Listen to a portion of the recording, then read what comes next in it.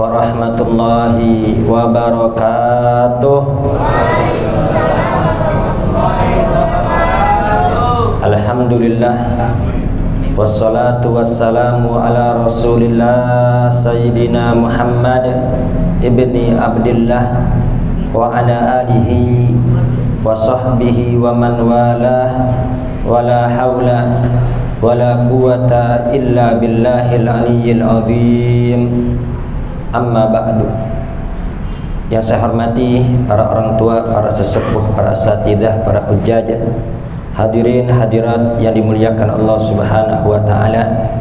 Alhamdulillah, tidak terasa kita sudah berada di penghujung Ramadan, yang mana puasa ada al-imsak, menahan diri dari makan dan minum dan hubungan suami istri. Ini puasa yang wajib akan segera berakhir. Al-Imam Al-Ghazali membagi tingkatan puasa ada tiga. Ada saumul umum, saumul khusus bil khusus. Puasanya orang awam adalah puasa yang hanya menahan lapar dan haus dan hubungan suami istri saja. Akan tapi dia tidak menjaga anggota tubuhnya dari melakukan hal-hal yang haram. Inilah yang disebut Nabi, kam min shaimin laisa lahu min syamihi illal ju' wal atas. Betapa banyak orang yang berpuasa akan tapi hanya mendapatkan lapar dan haus saja. Kemudian yang kedua, shaumul khusus. Puasa yang khusus, dia bukan hanya menahan lapar dan haus saja dan hubungan suami istri dari terbit fajar hingga terbenam matahari, akan tapi juga dia al-imsak, menahan anggota tubuhnya dari melakukan hal-hal yang haram.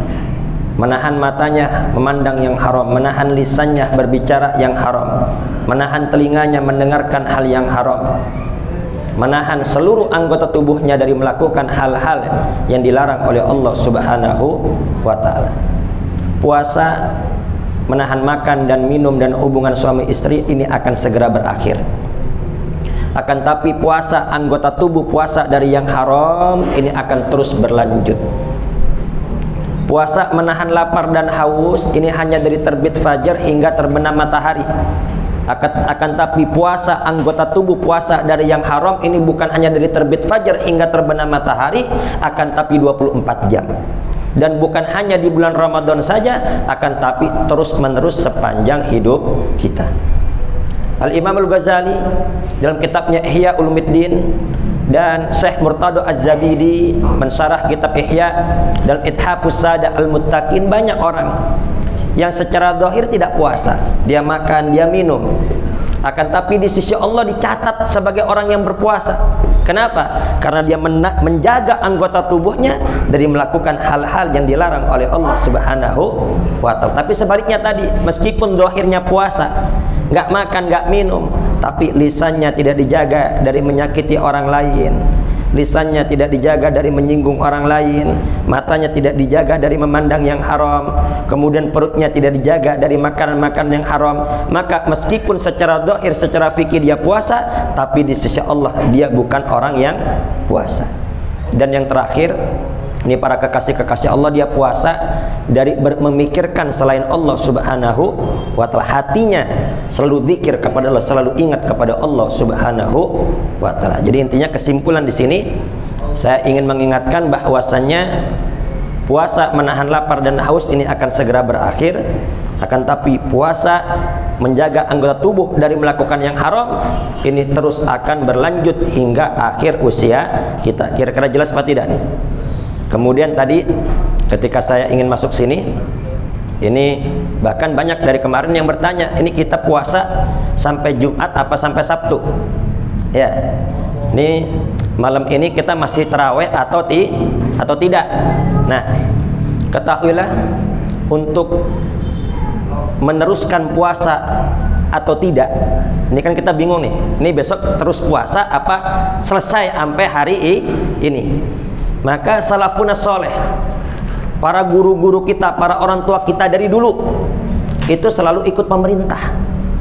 Jadi nggak usah bingung, organisasi ini ada yang puasanya Jumat, organisasi ini ada yang puasanya hari ini, hari itu. Nggak usah bingung, ikut pemerintah. Kemudian dia berkata, saya nggak percaya sama Menteri Agama yang sekarang.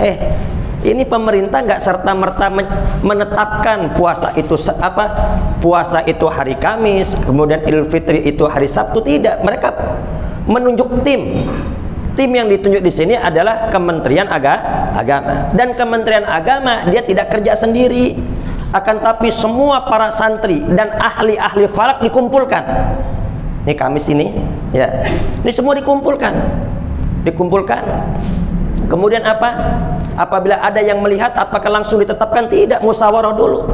Musyawarah hingga sepakat. Intinya, ya, ini pemerintah tidak serta-merta menetapkan, akan tapi udah ada ahli-ahli di dalamnya. Jadi kita ikut pemerintah saja. Adapun apabila ada orang yang memiliki ilmu tentang falak, kemudian dia punya hitungan sendiri, dia ingin berpuasa atau dia ingin mengakhiri puasanya, maka itu hak dia, kita nggak ikut-ikutan. Yang punya ahli di bidangnya, dia mau berbuka, itu hak dia, tapi dia tidak berhak untuk mengumumkan, karena yang punya kapasitas untuk mengumumkan hanya pemerintah. Ya, ini Kamis ini itu menurut hitungan hisab hilal ini sekitar 1 derajat lebih. Sedangkan standar pemerintah itu imkanur ru'ya harus 3 derajat. Kemungkinan hilal bisa terlihat apabila 3 derajat. Nah, sore ini masih satu setengah lebih, ya, masih satu derajat. Jadi nggak mungkin terlihat. Kemudian apabila ini nanti maghrib ada yang mengumumkan, ada yang mengabarkan saya lihat hilal, itu bagaimana? Diterima atau tidak? Kita buka kitab Hasyiah I'anatul Talibin, sarah daripada Fathul Mu'in, itu Al-Imam Subki ditanya, seandainya hisab sudah menentukan ini hanya 1 derajat, ya kan, kita standar pemerintah 3 derajat, sore ini cuma 1 derajat lebih, itu hitungan hisabnya. Seandainya ada yang berkata, ada yang bersaksi 1 atau 2 orang, saya melihat hilal, apa kata Imam Subki? Maka penglihatannya tidak diterima. Kenapa? Karena hitungannya pasti orang masih 1 derajat kok. Sedangkan kemungkinan terlihat baru harus 3 derajat. Hitungan ini pasti qot'i, sedangkan penglihatan itu doni, bisa benar-benar lihat, bisa salah lihat. Jadi intinya kita ikut pemerintah nanti lebaran kita pada hari Sabtu. Dulu ada Kiai Maksum, beliau ahli falak. Kemudian dengan hitungannya dia langsung lebaran sendiri lebih dulu dibanding pemerintah. Kemudian dia pukul beduk, pelan-pelan pukul beduk, menandakan bahwasanya malam ini udah malam Idul Fitri. Kiai Hasyim Asy'ari tahu, marah Kiai Hasyim marah, ditegur, kamu kenapa kok udah lebaran duluan, katanya. Baik Kiai, ini menurut ilmu saya, ya, menurut ilmu saya ini udah lebaran, ya, malam ini adalah malam Idul Fitri. Kamu ikut pemerintah, katanya. Bukankah saya harus mengamalkan ilmu saya? Ya, itu hak Anda. Kalau engkau ingin mengamalkan ilmumu, itu hak Anda pribadi, tapi kau nggak boleh pukul beduk. Pukul beduk mengumumkan kamu nggak punya hak. Nanti masyarakat ini bingung. Jadi yang punya otoritas mukul beduk mengumumkan ini hanya pemerintah. Ya, hukmul imam ilzamun wa yarfaul khilaf. Ini hukumnya pemerintah, ini harus mengikat dan menolak segala perbedaan. Agar apa? Agar umat tidak pecah. Kira-kira sampai sini jelas apa tidak? Jelas. Kemudian ada pertanyaan juga, saya punya orang tua sudah wafat, kemudian masih punya hutang-hutang sholat, boleh gak saya kodok? Atau boleh gak saya bayar fidyah? Ini kan banyak pertanyaan. Ini bisa kita lihat dalam kitab Fathul Mu'in atau I'anatul Talibin, man mata wa alaihi sholatun fala kodo'a wala fidyatah. Barang siapa yang wafat sedangkan dia masih punya utang sholat, maka pendapat pertama, ini pendapat yang kuat, ini tidak dikodok dan juga tidak dibayarkan fidyah. Kenapa? Ya karena ini ibadah badaniyah, ibadah langsung kita kepada Allah Subhanahu wa Ta'ala. Jadi orang tua yang sudah wafat punya utang sholat itu tidak diqadha dan tidak difidyah. Akan tapi ada juga kaul, ini kaul kuat juga. Ya, ada pendapat yang mengatakan boleh diqadha. Dan ini diamalkan oleh Imam Subki. Imam Subki beliau mengqadha kerabat-kerabatnya yang sudah wafat yang punya utang sholat. Jadi pendapat pertama nggak diqadha, nggak difidyah. Pendapat yang kedua boleh diqadha. Ini ikut pendapat Imam Subki dan ini juga diamalkan oleh Imam Subki. Apa dalilnya? Dalilnya hadis Sahih Bukhari. Ada seseorang yang bertanya kepada Nabi, ya Rasulullah, ibuku wafat dan ibuku punya utang puasa. Seandainya aku puasa untuk ibuku, apakah boleh? Apa jawaban Nabi besar Muhammad SAW? Boleh. Fadainullah ahaqqu an yuqda. Utang kepada Allah lebih berhak untuk dibayar. Kalau kita punya utang sama orang, wajib bayar gak? Wajib. Ya, jangan sok-sokan sedekah, nyantunin anak yatim dan lain sebagainya. Kalau punya utang, lunasin dulu utang. Urusan sedekah nanti. Seandainya nih saya punya utang kepada Pak Dargo 1 juta, saya janji hari ini sore saya janji bayar utang 1 juta. Tiba-tiba saya nggak bayar, saya kumpulkan anak yatim, saya bagi-bagi anak yatim. Kira-kira Pak Dargo sakit hati apa tidak? Sakit hati. Orang yang sudah ngutangin kita berarti orang baik. Ya, orang yang sudah mengutangi kita berarti orang baik, harus kita baikan. Jangan sampai kita sakiti. Ya. Apakah aku boleh membayar hutang puasa untuk ibuku? Boleh. Nah, dengan dalil ini Al-Imam Subki boleh juga membayar hutang sholat untuk orang tua yang sudah wafat. Qadha sholat juga seperti itu. Dan pendapat yang ketiga, jadi pendapat kedua qadha saja. Pendapat yang ketiga fidyah saja. Wah, saya kalau sholat, saya sholat sendiri aja udah untung, ya. Kalau nambah sholat lagi saya nggak bisa, udah saya biar fidyah aja, boleh.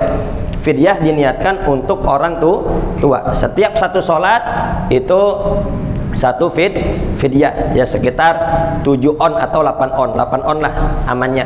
Ya, jadi fidyah itu sekitar 7 atau 8 ons, nggak nyampe 1 liter.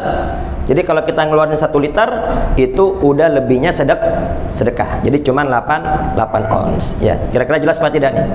Jelas ya. Kemudian yang punya utang sholat, masih punya utang sholat, nggak usah sibuk sholat sunnah.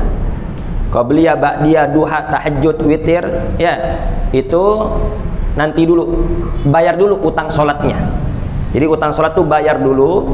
Waktunya orang-orang qabliyah qadha, waktunya orang-orang ba'diyah qadha, waktunya orang duha, sholat juga duha tapi qadha, waktunya tahajud tapi apa?